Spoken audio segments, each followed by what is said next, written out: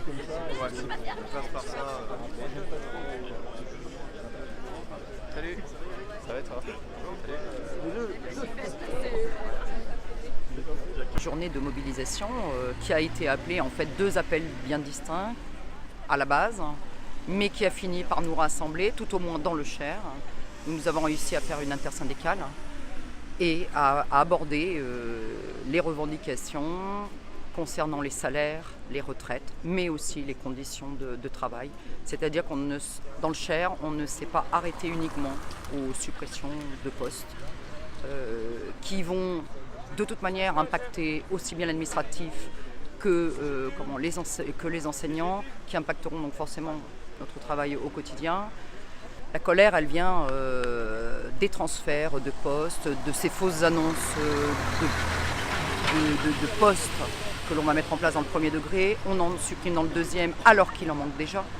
On est déjà dans des classes, des élèves qui passent le bac, qui vont passer le bac, que ce soit en lycée pro ou en lycée général. Certains profs sont absents, pas de recrutement, et on veut encore en supprimer.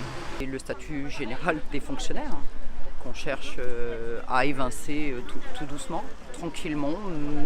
La prise de conscience, elle est actuelle parce qu'on nous annonce ces massives suppressions de postes, même si au regard du nombre d'agents que l'on est dans l'éducation nationale, on doit être environ 1 million, effectivement, ça ne paraît pas grand-chose.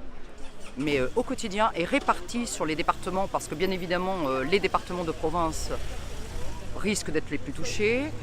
Nous en avons eu l'an dernier, nous en avons eu les années précédentes. À chaque fois, il y a toujours de bonnes raisons à ce que l'on ait des suppressions. Or, faire notre travail dans les classes, je veux dire au quotidien, là, je parle vraiment du vécu. Quand on est à 25, 27, encore une petite section à 27 élèves, on travaille comment le langage? Comment on peut aborder les différentes difficultés et les amener à devenir élèves, ces enfants qui arrivent tout neufs, tout jeunes, et que l'on se doit, nous, d'instruire, enseigner, éduquer. 27, ça c'est un exemple parmi tant d'autres. Je crois qu'on est tous à même, là maintenant, de dire stop. Je vais commencer par le caractère exceptionnel, c'est le fait d'avoir une intersyndicale très large. Quasiment, il y a tous les syndicats qui sont représentés dans le Cher qui sont présents à la manifestation. Là, donc ça c'est le caractère unique, ça fait depuis 2011 qu'on n'a pas une unité syndicale. 2650 postes supprimés dans le second degré, 400 postes d'administratifs et les créations de postes annoncées dans le premier degré n'arriveront même pas à mettre en place le dédoublement des CE1 en règle. Donc on a un retournement de logique.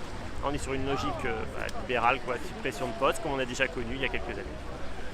C'est toutes les attaques concernant le statut, parce qu'il y a une volonté donc, d'avoir un recours accru aux contractuels. C'est une chose. Après, on a des revendications si fortes au niveau des salaires. Parce que c'est le gel du point d'indice, parce que c'est également le retour du jour de carence. Et puis, on a aussi des inquiétudes par rapport aux retraites, avec le nouveau système par points, qui est très particulièrement anxiogène et qui risque d'être particulièrement décoiffant pour tous. Déjà, la première reconnaissance, quand un métier est reconnu, une reconnaissance salariale. Déjà, ça va avec. Il n'y a pas de reconnaissance salariale, il n'y a pas de reconnaissance tout court du métier. Déjà, c'est la première chose. Ensuite, les conditions d'exercice, elles peuvent être particulièrement difficiles. C'est lié notamment au nombre d'élèves par classe. Dans le second degré, on voit qu'il y a des moyennes de classe qui sont particulièrement fortes. Ça aussi, ça n'engage pas bonnes conditions d'apprentissage pour nos élèves. Quand on n'a pas de bonnes conditions d'apprentissage, on n'a pas de bonnes conditions d'enseignement. Voilà, après, par rapport à ce qui se peut pas, je ne vais pas faire un comparatif avec ce qui se passait avant. Voilà, mais là, pour l'instant, dans le présent, c'est ça. Après, on a vu d'autres choses apparaître par rapport à la violence au milieu scolaire, qui était mise en évidence par rapport à l'épisode de la collègue qui a été lycée en région parisienne.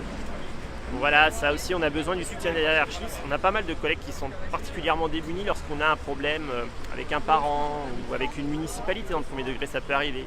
Et c'est vrai que quand on n'a pas le soutien de sa hiérarchie, c'est particulièrement dur à vivre pour nos collègues. Certaines fois, on ne demande pas l'impossible, mais juste avoir une parole de son inspecteur ou de son chef d'établissement qui peut expliquer, tout simplement qui sera à ses côtés, qui l'accompagnera si jamais il y a un problème, qui soutiendra. C'est des petites choses comme ça qui font que on peut mettre un climat un petit peu meilleur au niveau de l'éducation. Enfin ça c'est une chose, mais il y a également tous les moyens à mettre en place. tous les moyens à obtenir pour pouvoir faire de l'éducation une priorité.